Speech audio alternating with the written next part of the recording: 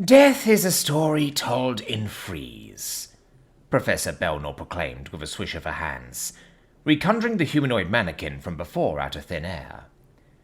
The death of the corpus? Her voice echoed, causing the standing mannequin to quite literally keel over and die. The death of the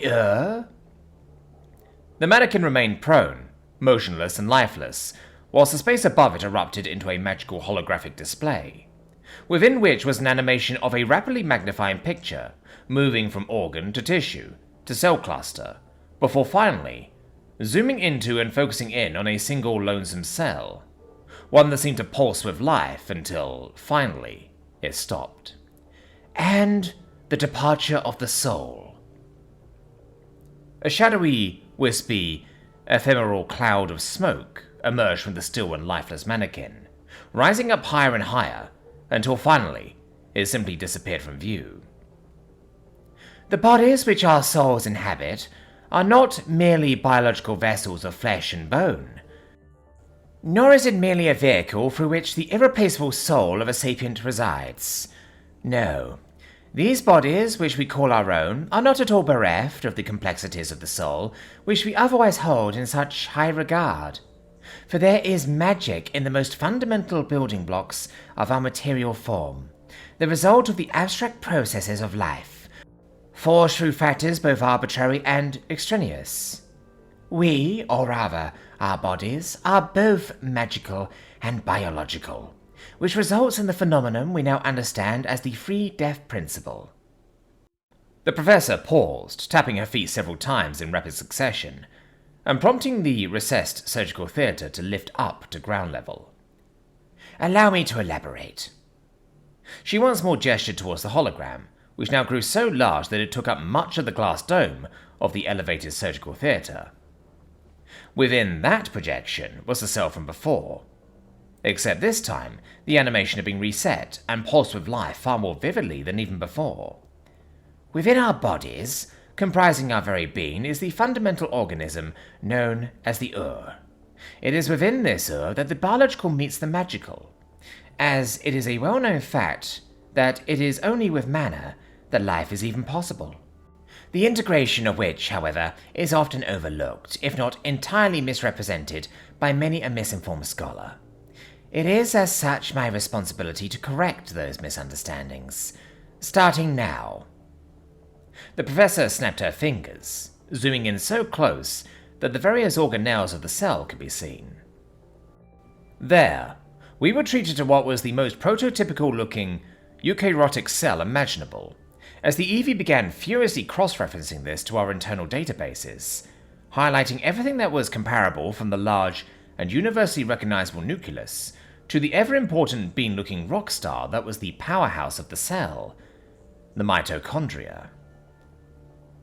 Cross-reference analysis, notifications dotted my HUD, absolutely filling up my visual real estate with annotation after annotation of nth-tier scientific analyses. However, as quickly as those successful identifications rolled in, so too were several regions of the cell quickly demarcated in yellow and red circles, annotated in question marks that hinted at what were ostensibly foreign and unknown constructs, incomparable to any known cell in the database. It was this region of the cell that the professor began honing in on, as she began pointing at the anomalous cellular components, and describing them simply as the magical aspect of the otherwise biological entity, the fundamental component of the that gave it life, and the sole reason why death is the way it is. For you see, students, life is a careful balance, a marriage of two forces, the biological and the magical. Your biological processes are one half of the equation, the magical being the other half. One cannot exist without the other, nor can one aspect sustain itself without the other. These two forces must always be in balance, in equilibrium, in homeostasis. The Eevee quickly chimed in, providing a paraphrased descriptor of the professor's otherwise long-winded explanations. Some processes may exist independently, whilst others are intertwined. Both, however, are needed for the processes of life.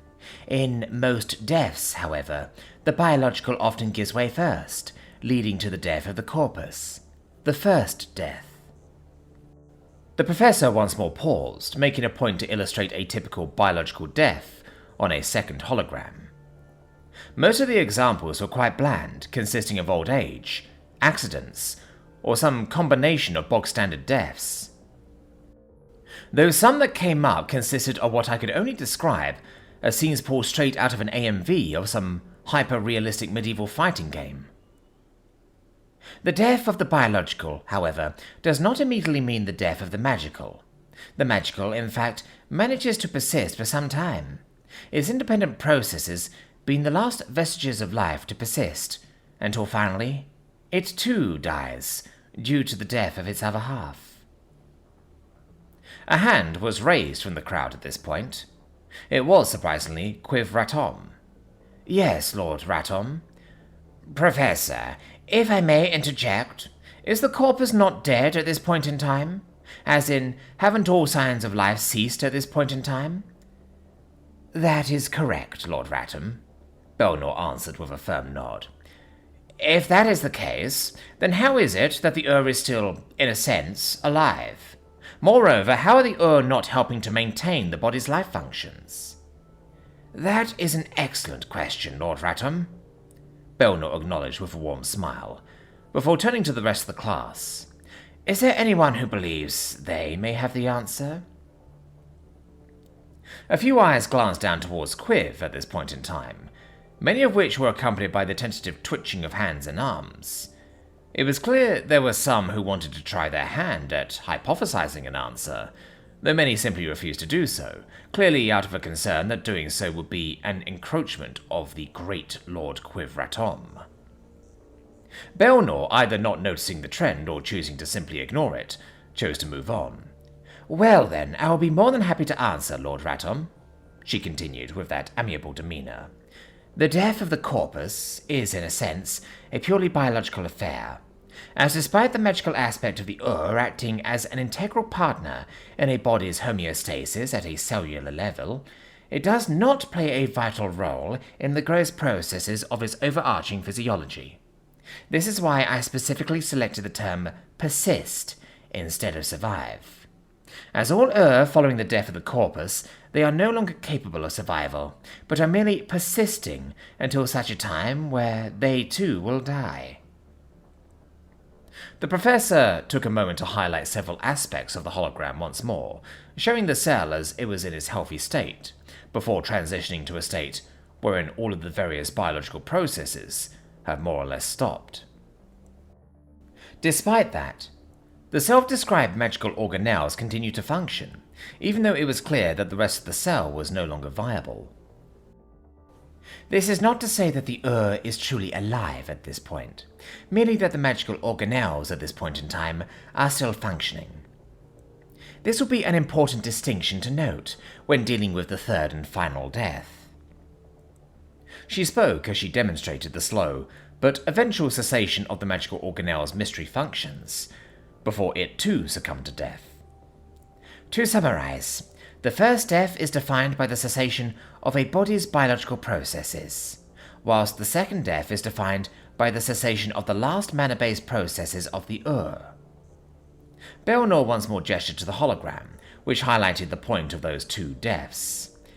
It is the third and final death, however, that truly marks the point of no return, the point of true death, as everything prior to the third death is more than within the capacity for modern healing to rectify, if not entirely reverse. The professor paused yet again, gesturing to the operating theatre behind her, as it was suddenly and inexplicably filled with what I assumed to be illusions of magical healers.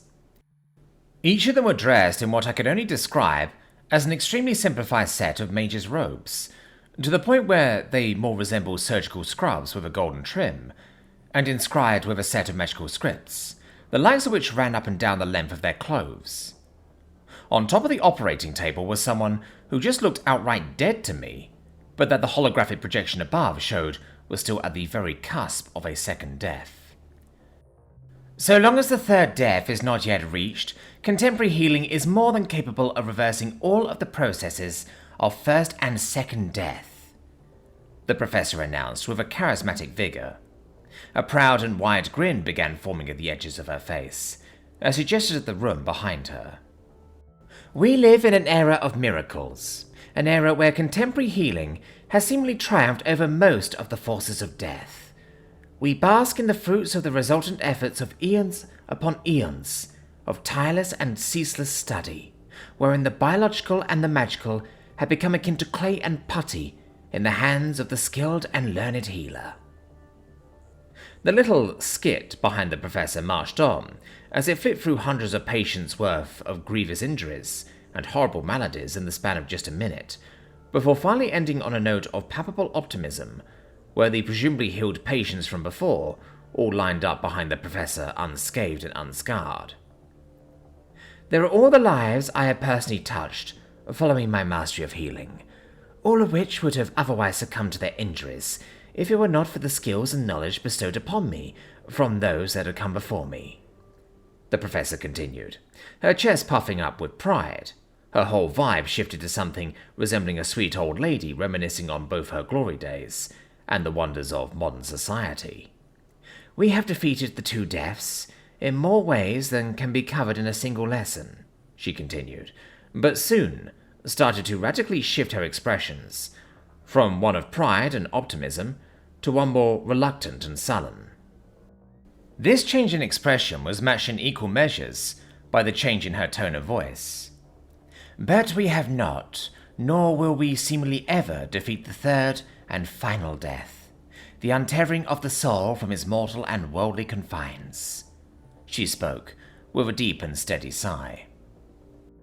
It was at this point that the lights in my brain started coming on one by one, that one word managing to elicit the most recent memories on the fate of the black-robed professor. Untethering. I physically leaned forwards now, something that garnered the attention of the entire gang, as it was something I rarely did, if ever, in any other class. But perhaps I am getting a bit too ahead of myself, Belnor continued, as she whisked away all of the illusions and holograms from behind her, leaving only the mannequin and the hologram of the loathsome cell above her. Let us circle back to the second death, and the point I made regarding the persistence of these magical organelles following the first death. Let us talk about the fundamentals of the soul, and the manifestation of the processes of this third and most final death. A few swishes of the professor's hands would cause the mannequin in question to take center stage, as layers of its body would begin peeling away, revealing the organ systems beneath. However, instead of settling into any one organ system, the animation simply cycled between all of them.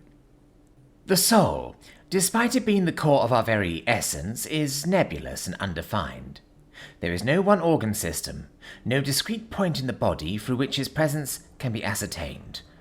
The soul is, instead, bound to our body by virtue of the combined processes of all of the magical and mana-based processes present within our I raised my hand at that, my mind now running at 1,000,000 miles an hour. Yes, Cadet Booker. Professor, are you saying that the soul is an emergent property? Belnor's eyes widened at that answer as she cocked her head before nodding deeply. In a sense, Cadet Booker, though that is the scholarly interpretation of the manner by which it arose. Nevertheless, that is a valid descriptor all the same. Now, moving on. The professor quickly gestured towards the hologram of the cell. There is likewise no particular one nor any particular set of we can point to in order to ascertain just where the soul is tethered. Instead, and taking a phrase from Cadet Emma Booker's vernacular, the tethers by which the soul is bound to our body are instead the cumulative and intangible emergent property of the sum of our magical processes. The whole class furiously began taking notes at this, as the holographic projection behind the professor morphed and shifted once more, this time turning into something completely different. Allow me to illustrate. What was now above the professor was an entire jigsaw puzzle set. Imagine the soul and its tethers as two pieces of a puzzle, completely interlocking and seamless in its integration. The hologram above began assembling a jigsaw set, one side forming the vaguely recognizable shape of an elven body, and the other taking the shape of what I could only describe as a stylized cloud. One half of the puzzle represents the body, and the other represents the soul. The two corresponding halves lit up as the professor spoke, before, finally, they began locking into place. It is these tabs and divots, these uniquely shaped connectors, that represent the tethers which bind the body and soul. The puzzle piece's connectors were highlighted for emphasis. The animation paused for a moment as the bottom half section representing the body started to change, turning a sickly green before losing all sense of color that more than likely represented the death of the body. And it is these tabs and divots, these tethers, which are lost one by irreplaceable one following the completion of the second death. As if on cue, the little jigsaw tabs between the two halves of the puzzle began withering away, as the top half representing the soul slowly but surely began dislodging, before finally floating away altogether. "This is the third death," the professor announced with finality. "The point in which the soul, the very source of one's being, the very ability for one to regulate the influx and efflux of mana, is finally released, at which point—" Belnor paused, gesturing to the hologram, as it reverted back to the mannequin and the magnified cell. "There is no means of reversing the process of death, as there is no means of retrieving a lost soul, reforging individual tethers, and no valid rituals of actually reconnecting the soul to the tethers, as might otherwise be possible with a simple puzzle. Many have tried, and while many have succeeded in creating entities such as the spellbound, no one has truly succeeded in the complete retethering of a wayward soul following a complete third death." A moment of silence descended on the class, as 1,000,001 questions descended over me, consuming every bit of my very being. I didn't know how Professor Belnor did it, but we somehow went from middle school cell biology to a Castles and Wyverns deep lore podcast in a blink of an eye. And whilst I definitely vibe with both, the looming question of Maltoria's fate and how it factored into all of this just kept tugging at the corners of my consciousness. This growing concern, however, was quickly addressed, but not by myself or anyone else in the gang, but by Restarian, of all people. "Yes, Prince Restarian." "Professor, if I may, what would you make of the rumors surrounding the forbidden arts of retethering, or as some may say, the restoration of life during the third death?" The professor eyed the hamster with a severe expression, her eyes eventually glimpsing his notebook, which, from my vantage point, was filled to the brim with notes pre-prepared prior to class. "Mortals will do everything in their power to defy death, Prince Restarian," the professor began. "It is also worth noting that such an act, retethering as you put it, has in fact been attempted countless times before, more often than not without the approval of any guild or council. For the purposes of this class, however, I wish not to comment on such atrocious acts, as in order to attain the ends which they seek, they must sacrifice more than what is morally acceptable. And even so, what appears on the other side is often never the same." "Thank you, Professor," Rostaria responded with a deep bow. "I merely wish to address a curious topic which would otherwise consume the class following such a riveting lesson." Many murmurs were heard following that, as despite not knowing what Rostario's social game was here, I couldn't deny the fact that he had in fact addressed the elephant in the room. It was following that exchange, however, that another question from before finally emerged, one that I felt compelled to follow up on. "Professor?" "Yes, Cadet Booker. You said at the beginning of this lesson on death that you'd be explaining why plants and animals in the Nexus don't just despawn. Harmonize." I quickly correct myself, but found that the EV had managed to successfully implement a stutter between that little self-correction, saving me from the awkwardness. "Indeed I did, indeed. We are just getting to that, Cadet Booker," the professor answered with an encouraging smile, as she gestured once again to the hologram of that dead and lifeless cell. The third death, despite its finality, is a slow and gradual process, typically taking minutes if not hours, depending on the species and specific state of the individual in question. Even in its shortest time frame, environmental mana would find itself seeping gradually into the body through the gradually deteriorating mana field projected by the loosening soul. It is exactly because of this gradual exposure to the environmental mana that the body does not harmonize. Moreover, when factoring in the opposing internal pressures of the already existing mana present within the Ur's magical organelles, harmonization becomes even less of a likelihood. I nodded along carefully, jotting down notes, as another thought suddenly slammed into me. I have a hypothetical question, Professor. Yes, Cadet Booker. Seen as gradual exposure to mana is what prevents harmonization, does that mean in instances where a mana field is compromised, that the rapid and uncontrolled influx of mana is what causes liquefaction? Harmonization? That is correct, Cadet Booker, the Professor nodded. That is why I prefaced this entire lesson on death by categorizing it as typical deaths.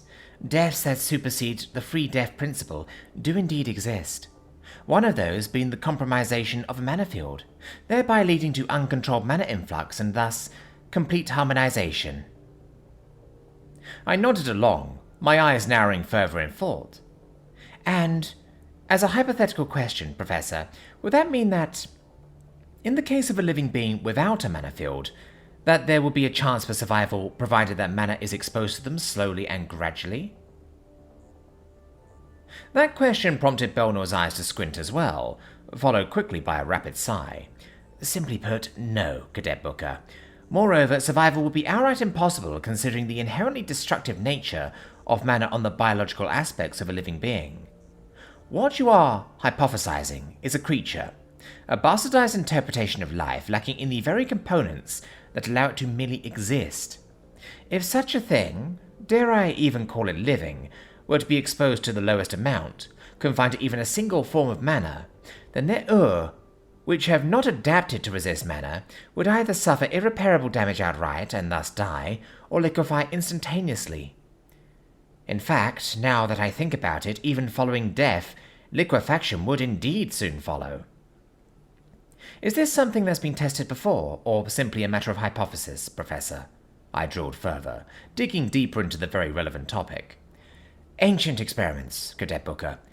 Homunculi, not life, forced to exist momentarily in a manaless vacuum, before dying either due to exposure to mana as described, or due to its own maladaptive form being unsuited for life. I would, however, wish not to dwell on such abominable experiments. My answer to this question is final. Is that clear, Cadet Booker? A part of me wanted to once more defy these assertions outright, here and now. However, that same part of me was tempered by the two previous attempts of this, one of which required constant and consistent undermining of deeply entrenched worldviews nearly a week straight in order to truly break through, the other being poorly received, before being swiftly censored by the shadowy apprentice. Moreover, there was that mystery meeting I still had with the Dean that could be on this exact topic after the class. I'd have to play the smart. Yes, Professor, thank you for answering my questions, I nodded, as I knew I had already won something of a victory today by virtue of the comment regarding cells. I needed to lay breadcrumbs, leading to parties truly interested in hearing more, approaching me first, as was the case with Atholin.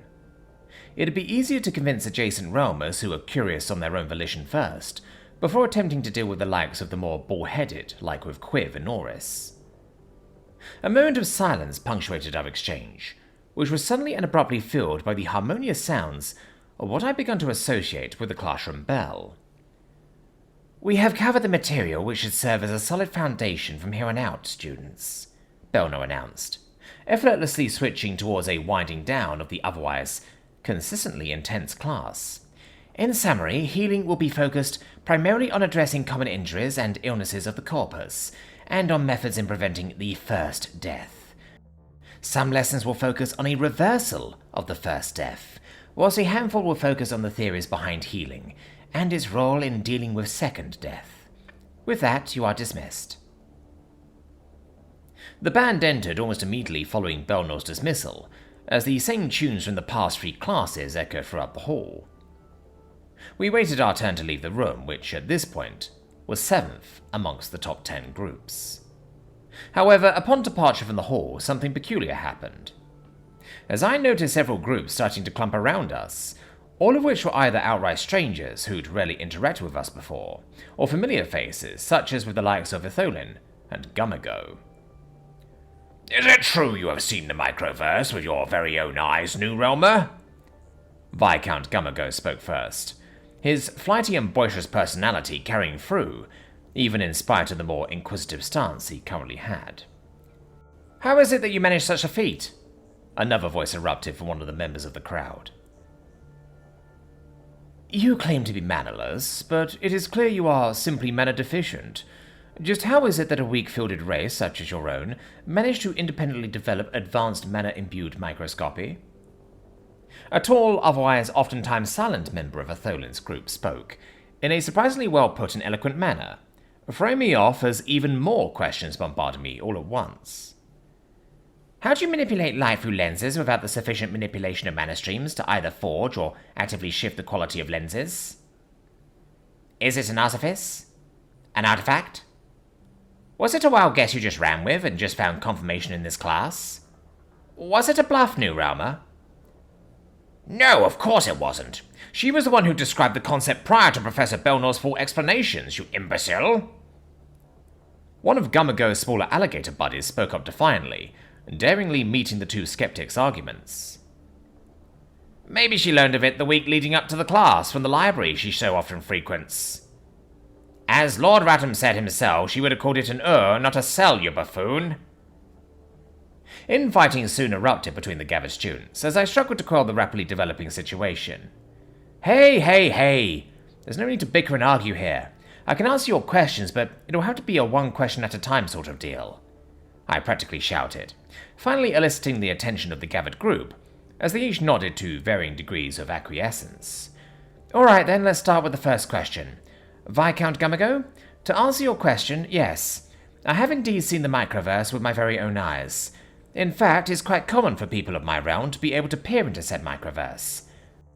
With the way things are set up in our education system, it's a guaranteed fact that almost everyone would have at least glimpsed upon this small and mysterious world once in their lives. This sounds like a sort of ritual, Gumago shot back with a set of narrowing eyes. Is there perhaps one monumental artifice that peers into the microverse in your realm? A relic of the past that you now all worship? What? No. Sorry, let me clarify. Learning about the microverse is something that's a standard thing in my world. That's all I meant from that, and what I was implying by the fact that all have peered into it at least once. But what purpose is there to learn about such? That's enough questions from you, Viscount. The New Realmer promised all of us answers. Now step out of the way before I... What the... Any stray noise would have found it difficult to compete with the crowd of nobles and their uproarious bickering around me. And yet, somehow, sharp oncoming clicks pierced through the loud air like a knife, cutting everyone else off in the process. All too familiar footsteps came my way, giving me all the information I needed to know as to who it was who was approaching, though the faces of everyone around me was already enough to make that clear. Ahem. Another voice suddenly entered the fray, a familiar one that had the same edge to cut everyone's chatter short, just as it had done back at the mixer. The Eevee was quick to assign this newcomer a name, Apprentice Arlen Astoy. I am afraid I will have to borrow the New Realmer for now. She has prior engagements planned, and I will be remiss in my duties if I did not remind her of her obligations. I stood there, refusing to even acknowledge him for a moment, before turning to refocus my entire attention on the much smaller man. I didn't respond to him right away, merely glaring down at him with unflinching and unfeeling lenses, as I could just about make out a small fearful quiver that resulted from the stare down. Then, and only then, did I respond. Let's make it quick.